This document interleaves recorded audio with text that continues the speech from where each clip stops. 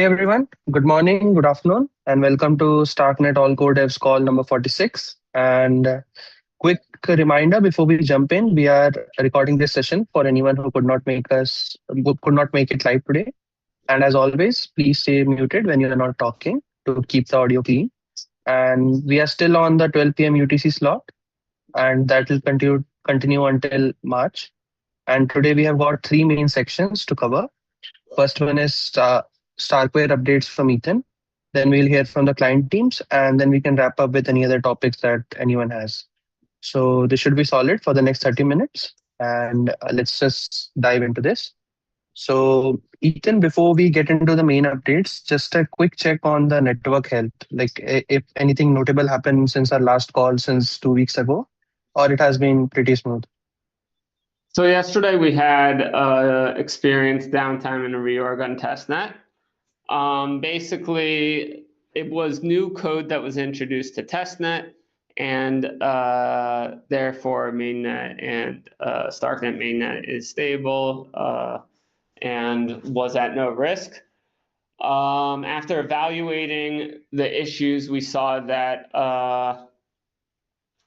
the new code allows individual sequencers to calculate the block hash by themselves.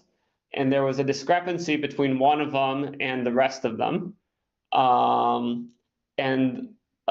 This issue was caused due to a lack of data that is pushed through testnet.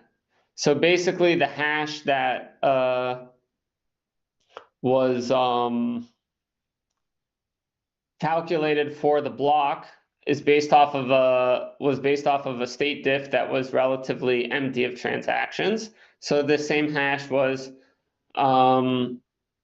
calculated again for the following round, and it created an issue where a proposer was able to reuse this hash to enter the same storage point that it thought was unique to the previous round. And this created some sort of overwrite where this overwrite was then written to our proving system. So this isn't an open issue on mainnet, and we're currently addressing the issues on testnet to be able to deal with this. Mm-hmm. Got it. Thank you for the transparency. Currently is not the right words. Basically, the reason why this becomes an issue is because of the sequencers on testnet being able to calculate the block hash. So we've turned off this new piece of code so that they're no longer calculating the block hash, and therefore we won't see this issue again. Yes. Okay. Got it. Thank you for the transparency, Ethan. And so let's now talk about like 14.2, because in our last call you mentioned that March 8th as the integration target for 14.2. So the client side proving upgrade would be there as far as I remember. So we are about 10 days or so out now. And how is everything looking with the plan? Are we still on the March 8th target, or yeah? Over to you. As of now, we're still on that target. We'll see if this new code that we had put on testnet and then removed from disabled on testnet delays our schedule as we investigate and make the necessary changes. So there's a possibility where we'll see a delay due to yesterday's issue. We'll know, I mean, if there is, we'll post about it probably by sometime next week. So we'll see. So that's the calculation that we're taking into consideration here. With that being said, other plans for 0.14.2, we have changed a small piece in the RPC so that the proofs are sent in a different, using a different type. And that change still hasn't been pushed onto a new RC.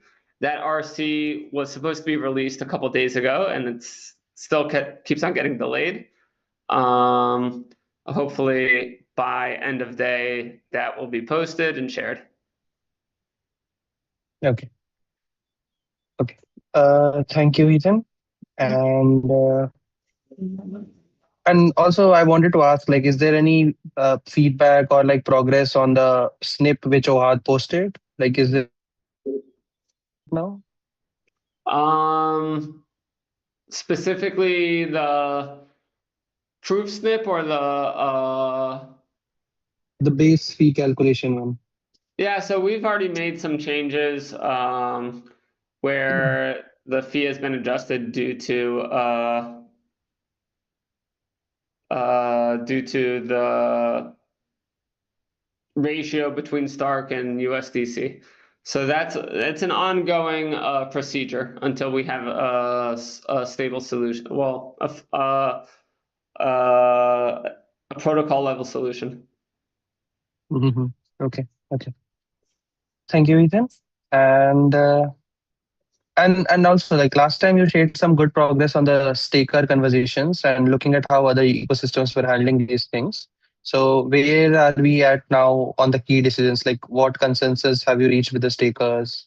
And you also talked about Prometheus for observability.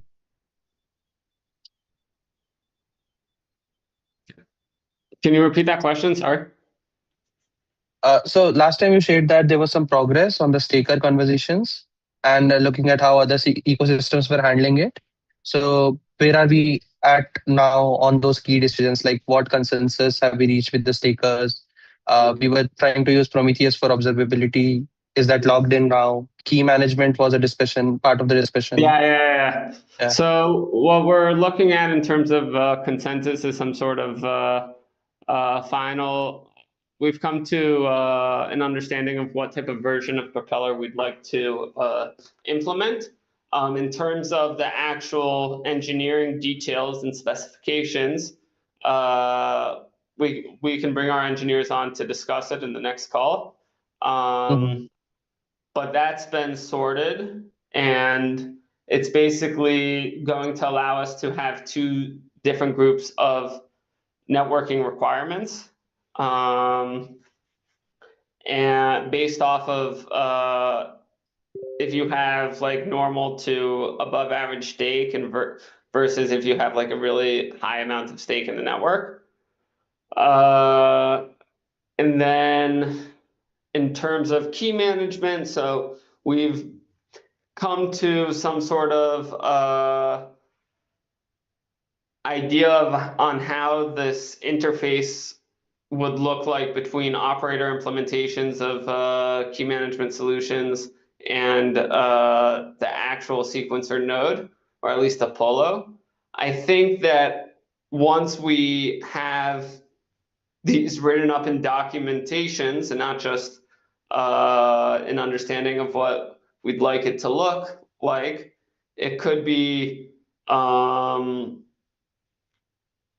good to share this spec across the ecosystem and invite other full node teams and sequencers to use this as the API to access signing tools.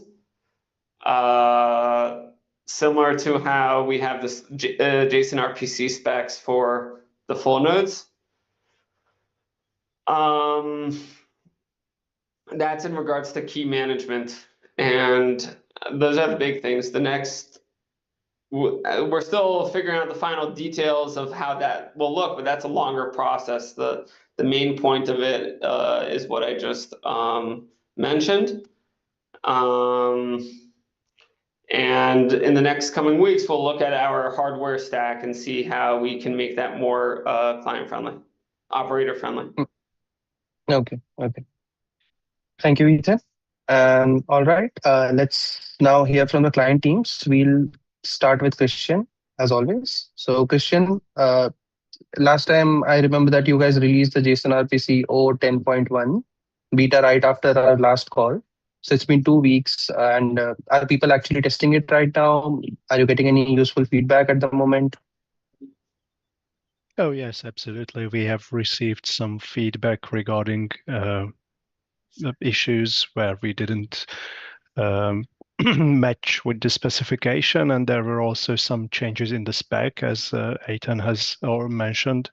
So right now we are waiting for the new RC3 release of the JSON RPC spec, and we'll just cut a new beta version shortly after the spec release.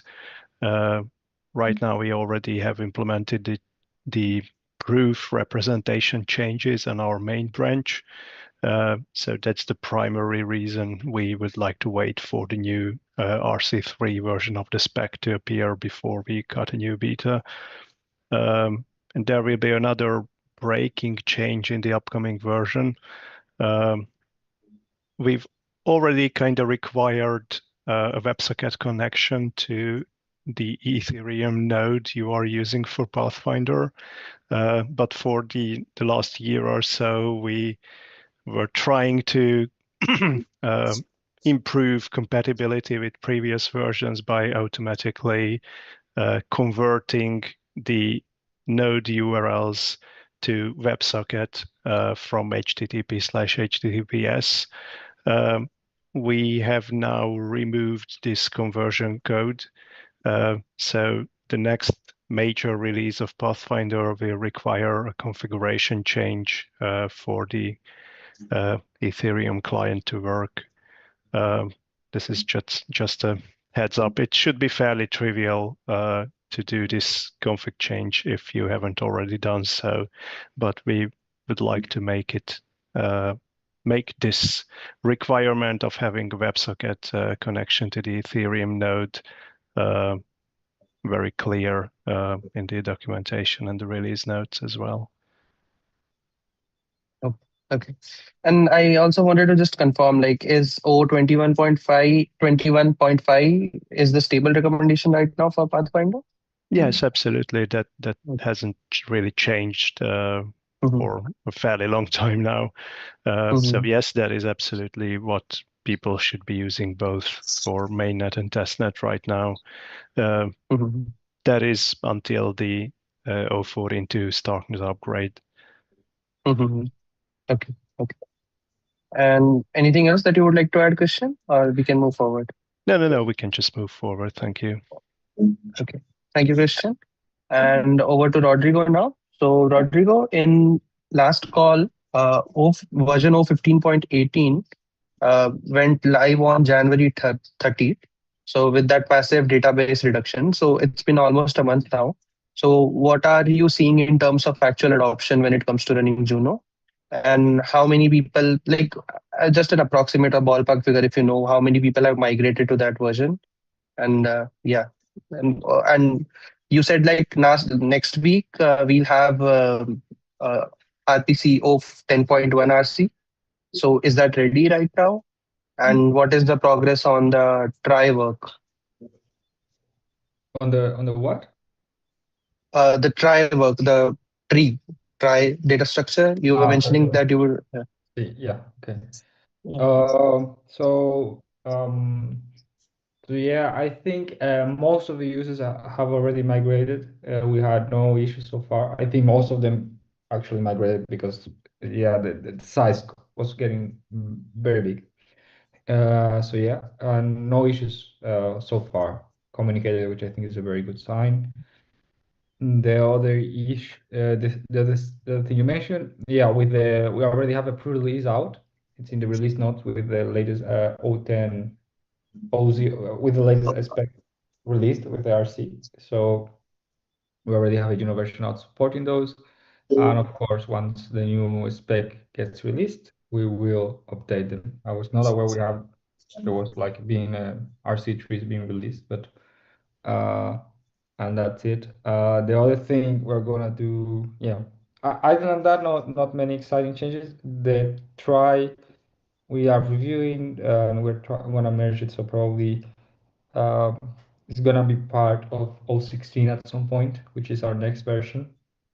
But it's not gonna be immediately part of it, and we're not gonna make it immediately available. We still want to, because basically what we're doing is adding a new try, which has performance improvements, and will allow us to have will unlock other features in the future if we decide to implement them, such as SnapSync, but those are separate stuff. Anyway, it's a more correct try, let's call it that, and more performant. Um, we still have to test it, and we also need to write a migration for it as well, so people can, once they set up Juno, the same way they can set up a flag, and then they will get the new try. It will migrate from the old try to the new try, and hence get the improvements right. And then probably will become the default, the same way we have done with this migration right now. So talking about 016, we're start working on it. It includes a couple of breaking changes that we will be part of the release notes, but I think the most important one is that this migration that was optional in 015 is going to become mandatory. So this means people who hadn't migrated will need to migrate. So it will be done optional, and I think that'll be with, among other smaller breaking changes, like changing the default RPC version to the latest one, which is RPC v10, and other changes that I have a small list around, not too big. And yeah, I think that's on our side. Yeah. Okay. Thank you, Rodrigo. And now let's move to Carnot team. So Himang, last time you guys were stuck on the old class compilation issue for mainnet sync 2 weeks later. So it has been 2 weeks now. So have you guys cracked that now? And how are things with the mainnet sync right now? Yeah, surely. So we have implemented a fix for that and we are testing it out right now. Hopefully we'll have an update by the next call for you guys, whether we have synced or not. Apart from that, there are some other updates that we would like to mention on the Madara side. We have merged SNOS 14.1. The Dojo team completely reviewed our PRs and they approved it. So now that release is finally out. We were able to unblock ourselves by adding the latest types on Starknet Rust. So we can continue with the latest RPC implementation on Madara. So that's something that we would like to mention. Other than that, we've been noticing that our orchestrator is having some memory issues, and we realized that it was predominantly because of SNOS having some memory, some unoptimization memory code. So we have been working on that, and we have raised PRs to Lambda class Cairo VM that reduces the memory consumption by 30%, hoping to get an update on that soon as well. The PR is currently open. Apart from that, yeah, we have been working on some fraud readiness checks. There were few technical bits here and there. We wanted to gate our admin routes and have better revert logic. So we've been working on that. Yeah, I think that's pretty much it. And yeah, one more thing, we have been testing locally, and we have produced like 200K blocks, and we have settled them on N1. So this is just like the testing side of how we have been ensuring that Madara is running fine. Mhm. Yeah. Also, I remember on the Merkleization step, you guys said that you were testing it internally last time. So have you found something interesting there? Oh yeah, I forgot to mention about that. We have been working on parallel localization that allows us to continue creating more pre-confirmed blocks while the other block hash is being calculated. So I think we have had the numbers on that for about a week now. I'll ask one of my teammates to share that on the full node group. It Mhm. bumps the TPS by 2-3x at least. Mhm. Okay, awesome. Thank you, Hemant. Thanks. And yeah, so we have covered the client teams as well. So we have reached the end of the agenda. And now, like, I would like to ask if anyone has anything else that they would want to bring up. Okay, all right. So cool. Let me wrap us up today then. And thank you everyone for the updates that you have given today. Just a couple of quick reminders that the next call will be in 2 weeks, that is Thursday, March 12th at the same time. And as always, we'll get the recording up on YouTube and I'll share the notes on GitHub. And I appreciate everyone's time here. And have a good rest of your day. And we'll catch up in 2 weeks again. Thank you. Have a nice day. Thank you. Bye. Thank you.